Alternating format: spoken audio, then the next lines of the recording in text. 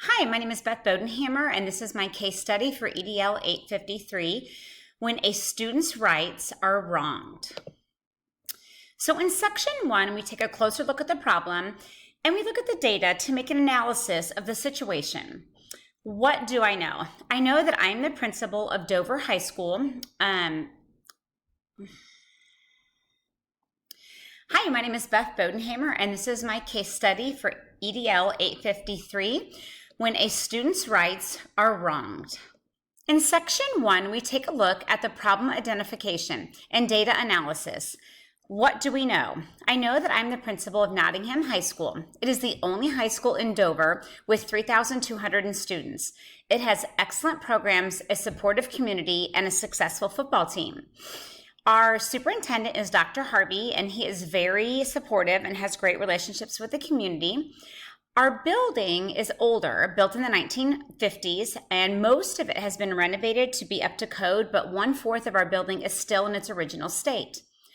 Miguel Hernandez is a sophomore, and he has recently moved to Dover, and he is a starting quarterback, and he suffers an injury at an important semifinal game that leaves him with a spinal cord injury and in need of wheelchair services. His parents meet with the counselor, Miss Gussman, on returning to school to kind of make a plan about re-entry and him coming back with a wheelchair. And they let the counselor know that he doesn't need any other accommodations other than wheelchair access to get to the classrooms. The conflict is, after the meeting, Miss Gussman switched Miguel from biology class due to lack of wheelchair access. This issue was not discussed at the previous meeting, and the parents were under the impression that he would be able to keep his same schedule. He needs the biology class because it is a college preparatory class that he will need for the future. So his parents are clearly upset, and they've hired a lawyer claiming that their child's rights were not protected per 504 regulations and FAPE. In section 2, we take a look at the legal or ethical issues. At this point, Ms. Gussman and I are violating Miguel's rights. Per ADA, IDEA, FAPE, and Section 504 of the Rehabilitation Act, we are to not discriminate against anybody with disabilities. They should have equal access to all classrooms and educational resources. We must meet their individual needs, and they must have equal opportunities. The new class that they've switched him in does not qualify as a college prep class, and Miguel does qualify for services under Section 504 of the Rehabilitation Act. The parents at this point are entitled to a hearing due to the violation of these laws.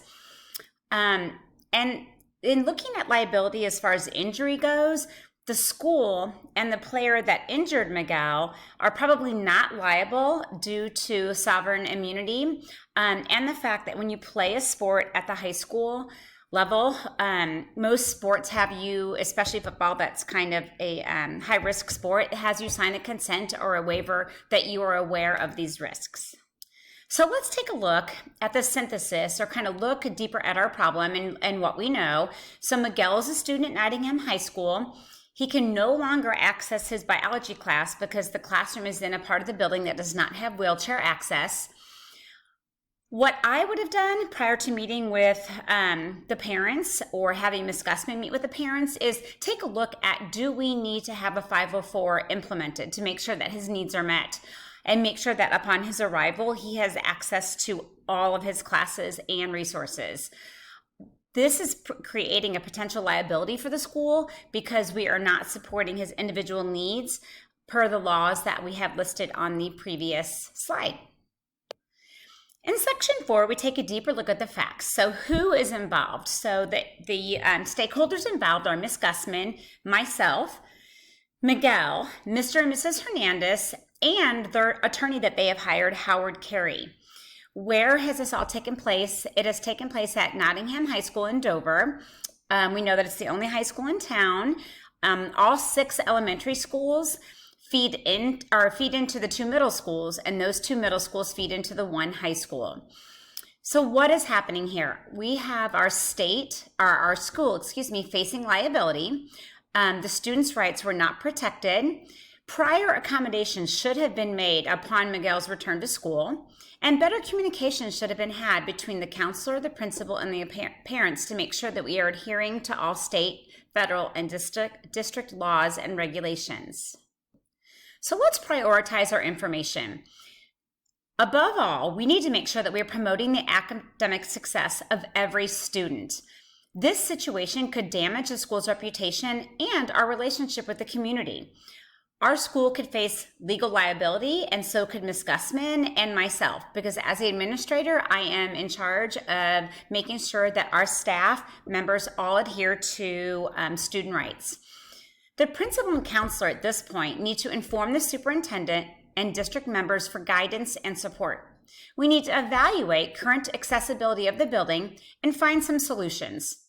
We need to follow our school board policies regarding student rights and review and implement a 504 process so that Miguel may be supported. Okay, what are our options? Our first option would be to take no action at all. Second option, consult district on funding for building maintenance.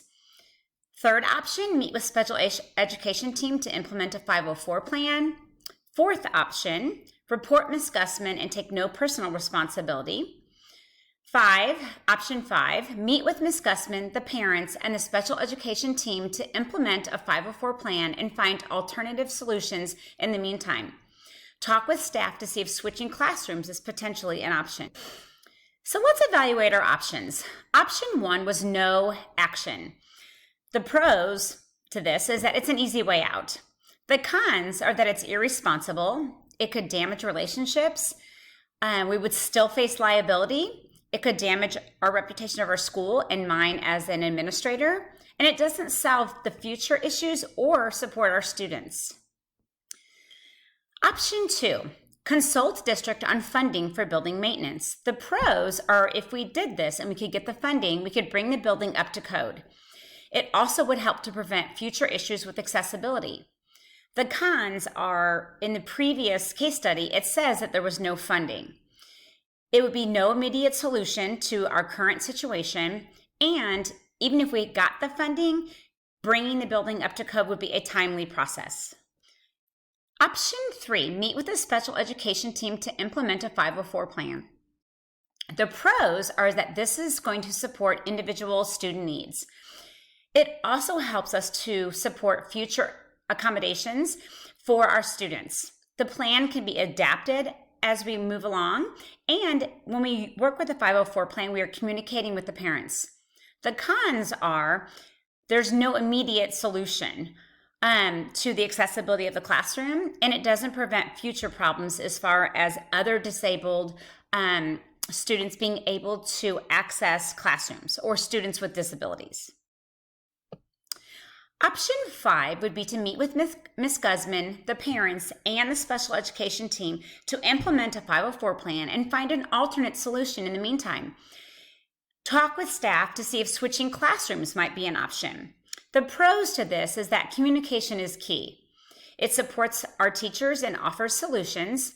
A 504 plan would support our student. It could be an immediate solution, and it could de-escalate the situation and show the parents that we have the students' rights at the forefront of our thinking.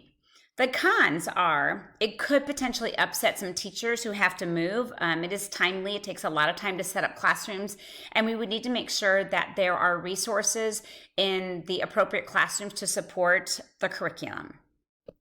Okay, in choosing a solution, as a future building leader, it will be my responsibility to ensure equitable educational access for all students and to provide a positive culture that supports student success. I chose to include this quote, inclusion is not simply about physical proximity, it's about intentionally planning for the success of all students. With this in mind, I chose option 5. Now that we have chosen a solution, we need to look at implementing that plan.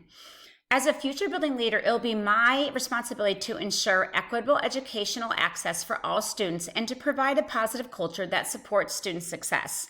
I believe that this option would satisfy all those needs. After meeting with Miguel's parents and the attorney, I would set up a meeting with Ms. Gussman, the special education team, and the district staff members to make a plan that adheres to district protocol. I would also meet with Ms. Guzman one-on-one to kind of talk with her about how we can handle this situation next time and communicate better to make sure that we are adhering to all our student rights laws and regulations. I would then meet with a special education team to review 504 policies and begin to implement a 504 plan. I would also, at that point, have a staff meeting to talk about utilizing our space in our classrooms so that all students have equal access to the same educational opportunities. This would also be a good time to review all special education laws and regulations.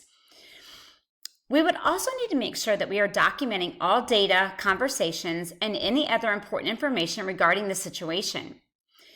Once we have a plan in place, we would meet with Miguel's parents, Ms. Gusman, and the special education team to go over the 504 plan that will be implemented and share the adjustments that we will make in the meantime to make sure that Miguel and all students have equitable access to all classrooms and resources. I do believe that we can come to an agreement and that will fully support Miguel. We are a student-first school, and our commitment to our community will always remain positive and consistent. I hope you have enjoyed my synopsis of this case study, and these are my resources.